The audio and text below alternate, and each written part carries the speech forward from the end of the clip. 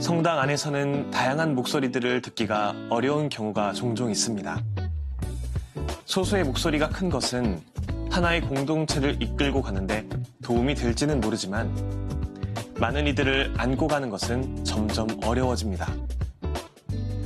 과거에는 청년의 목소리도 듣기 어려웠지만 코로나 시기에 다양한 매체를 통해 활동하는 청년들이 많아지면서 그 목소리에도 힘이 실리기 시작했습니다.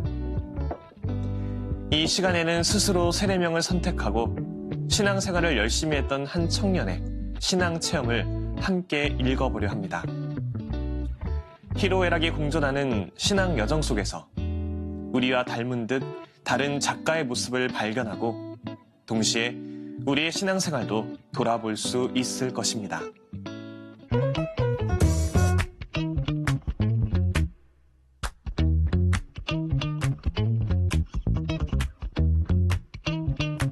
이 시간에 함께 읽을 책은 냉담 중입니다입니다. 이 책은 냉담 중인 주인공이 신앙생활을 시작했던 계기부터 자신의 경험을 진솔하게 그리고 있습니다. 미사와 고해성사, 성당 친구들과의 관계 등 성당에 다니는 사람이라면 쉽게 공감할 수 있는 이야기들로 가득한데요. 그림일기 형태의 가벼운 책은 술술 읽히면서도 독자들에게 진중한 성찰의 시간을 선물합니다. 이 책에 글을 쓰고 그림을 그린 이는 누구나라는 필명의 작가입니다. 이야기를 들어줄 누구나를 찾으면서 그렸던 만화가 성당 안에 누구나 공감할 수 있는 일기로 재탄생했습니다.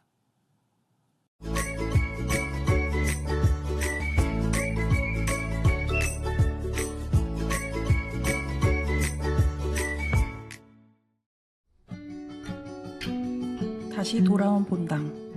이곳에는 하느님이 계실까?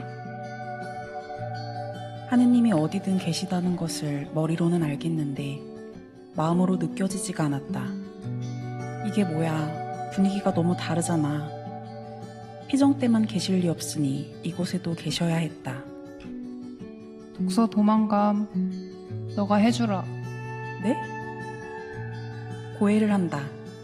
처음이 아니지만 처음 같은 고해.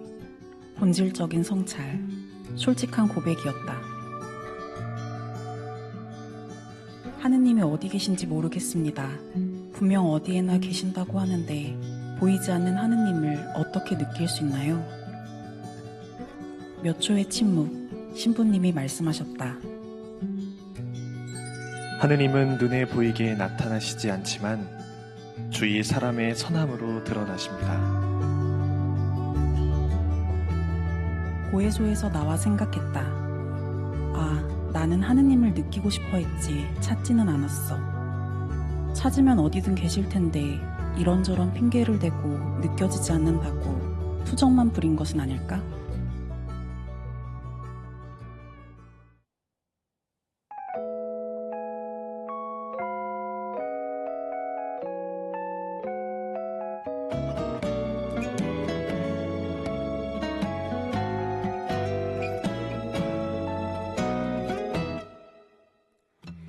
평화가 내린다.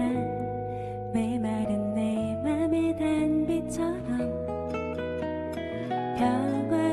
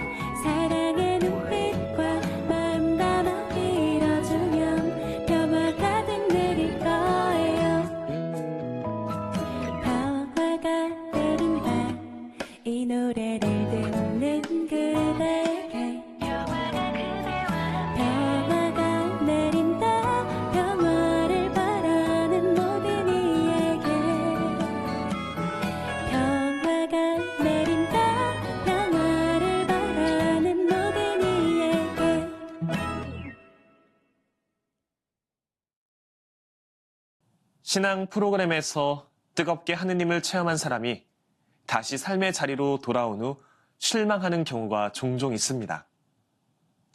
그 실망을 다시 회복하기 위해서는 사람이 아닌 하느님을 바라보면서 희망을 되찾는 변화가 필요합니다. 저 봉사하고 싶어요. 성서연수에서 봉사하기 위해서는 먼저 본당에서 그룹 봉사자가 되어야 한다. 내가 봉사자? 나는 봉사자가 되기 위해 그룹 봉사자 교육을 신청하며 성서 모임 봉사를 시작했다. 본당에서 창세기 그룹원을 모집했다. 직접 포스터 만듦. 나는 무언가를 직접 손으로 만드는 걸 좋아하는데 내가 만든 포스터와 스티커를 본당에서 활용하게 되니 성당에서 하고 싶은 것들이 늘어났다. 해야만 하는 일이 아닌 내가 하고자 하는 일이 되자 칙칙하게 보이던 성당 일들이 화사하게 느껴졌다.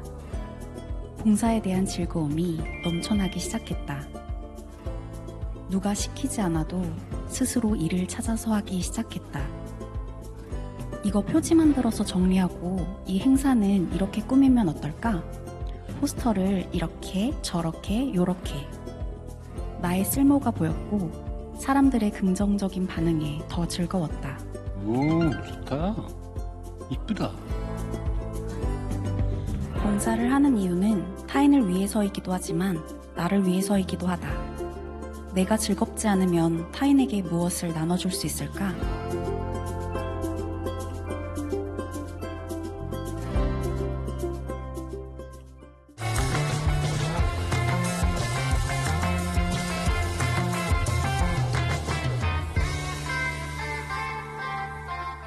냉담 중인 주인공이 신앙생활을 시작하게 된 계기로부터 출발하여 어느 정도 안착한 신앙인의 모습을 보이는 현재에 이르기까지를 시간의 흐름에 따라 돌아보는 내용을 담은 냉담 중입니다는 신앙생활을 통해 느꼈던 고민, 기쁨과 어려움 등을 다시 돌아보며 신앙인으로 살아가는 지금의 내가 어디쯤 서 있는지 생각해 보도록 이끌어줍니다.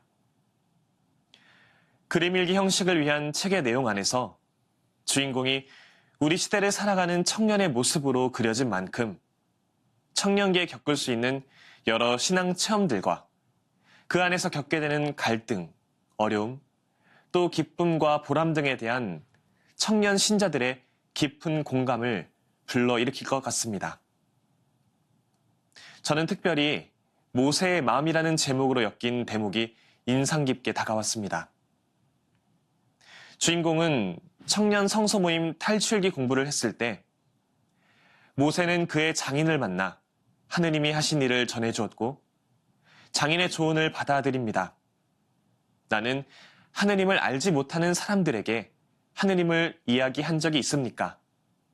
또한 다른 사람에게 말씀을 전하는 과정에서 나의 신앙이 성장한 적이 있습니까? 라는 질문을 읽었던 기억을 떠올립니다. 그러면서 누군가에게 직접적으로 신앙을 전한 적이 없음을 고백합니다. 하지만 주인공은 직접적이지는 않았지만 자신도 모르는 사이에 신앙을 알리고 전한 적이 있을 수도 있겠다는 생각에 이릅니다.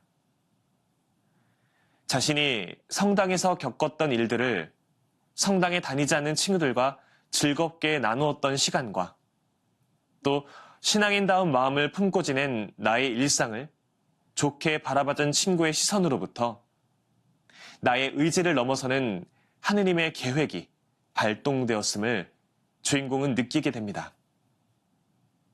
그러면서 주인공은 누군가에게 선교를 했다거나 성당으로 인도했다는 표현 대신 누군가를 향한 하느님의 부르심에 자신이 어떤 역할을 했다는 표현을 사용합니다. 그림일기 속 주인공의 겸손한 마음을 들여다보며 저는 예전에 직장인들을 대상으로 한 예비신자 교리반을 개설했을 때 마주했었던 몇몇 직장인 청년들의 모습이 떠올랐습니다. 처음 예비자들이 모인 자리에서 저는 어떠한 계기로 예비자 교리반에 등록을 하게 되었는지를 물었습니다. 저는 거의 모든 예비자들이 부모님을 비롯한 가족이나 가까운 친구들의 권유로 예비자 교리반에 들어오게 되었다고 대답할 것으로 예상했습니다. 그런데 저의 예상과는 달리 꽤 많은 직장인 청년들이 다른 대답을 들려주었습니다. 바로 직장 상사의 모습을 보고서 성당에 다니고 싶다는 생각이 들었다는 것이었습니다. 보통의 직장 상사나 선배들의 모습과는 달리 항상 후배들을 배려해주고 매사 다른 사람들에게 양보하는 모습을 보이는 어느 직장 상사의 모습을 두고 저 선배가 다른 이들과 다른 모습을 보일 수 있는 원동력은 무엇일까를 고민하며 그 직장 상사를 관찰해 본 결과 성당에 다니기 때문이라는 결론을 내리게 되었다는 것입니다.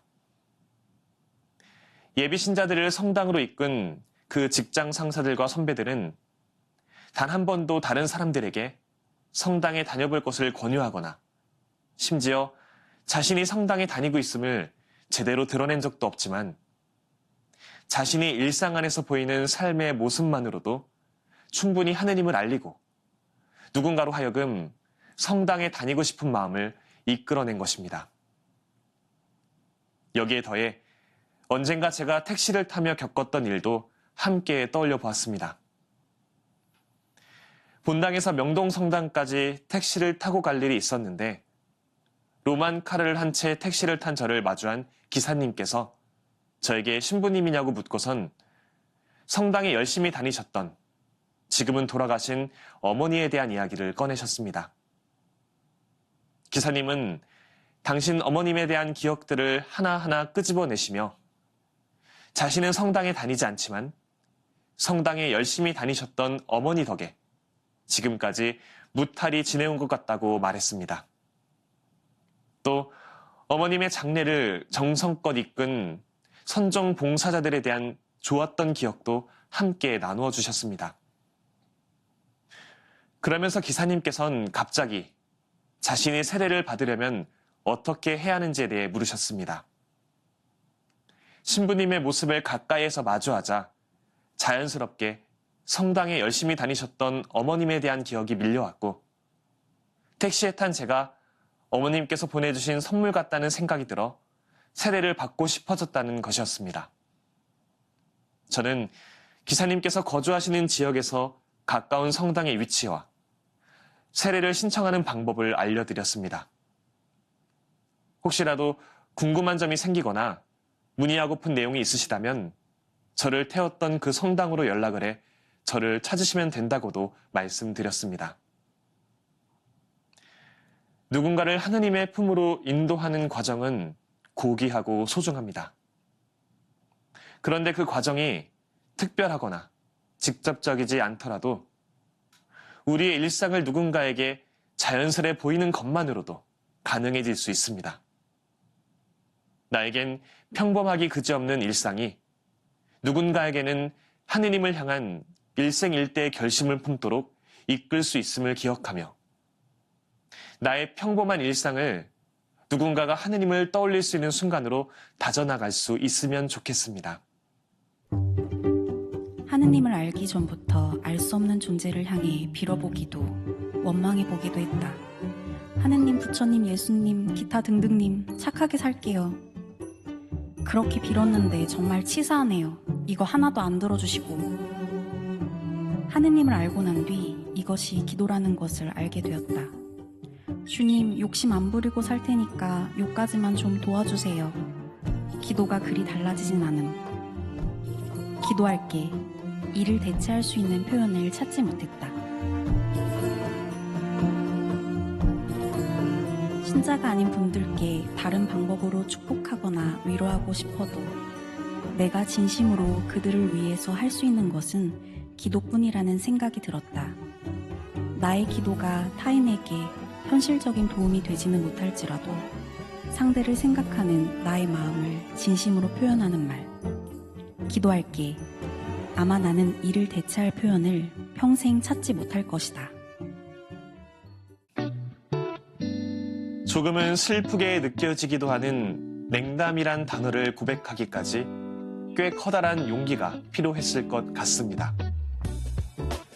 신앙생활에 지쳐 하느님의 곁을 떠난 냉담 교우들이 마침표가 아니라 쉼표의 시간을 보내고 다시 하느님의 품으로 돌아올 수 있도록 우리도 함께 마음 모았으면 좋겠습니다. 그렇게 성당 안에 누구나인 우리들의 목소리가 냉담 중인 누구나에게 전해지기를 바랍니다. 다음 시간에는 새로운 책으로 돌아오겠습니다. 평범한 일상 속에서 지혜를 발견하는 시간, 책. 지금까지 함께 해주신 여러분, 감사합니다.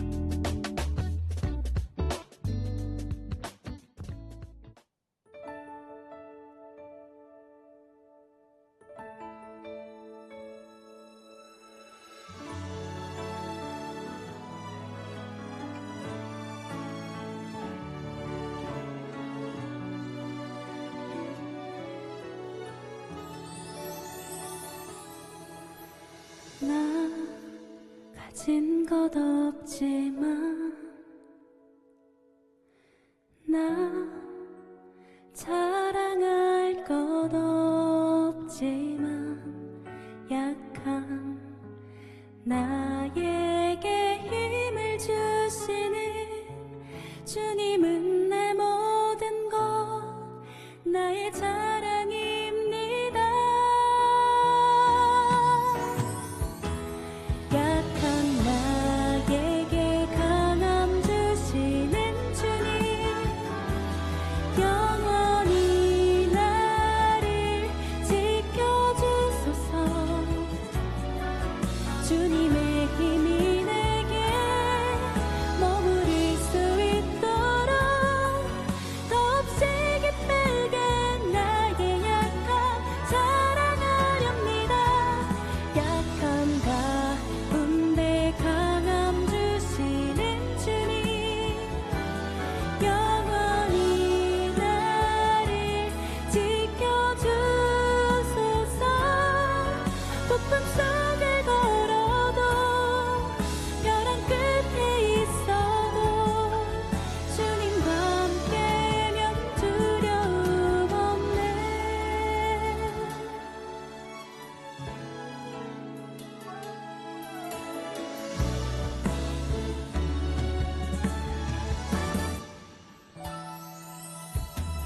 난 가진 것 없지만 나 자랑할 것 없지만 약한 나에게 힘을 주시는 주님은 내 모든 것 나의 자랑입니다. 약한 나에게 강함 주시는 주님 영원히 나를 지켜주소서. 주님의 힘이 내게 머무를 수 있도록 더없이 기쁘게 나의 약함 자랑하렵니다. 약한 가운데 강함 되시는 주님 영원히 나를 지켜주소서. 폭풍 속을 걸어도 벼랑 끝에 있어도 주님과 함께면 두려움 없네.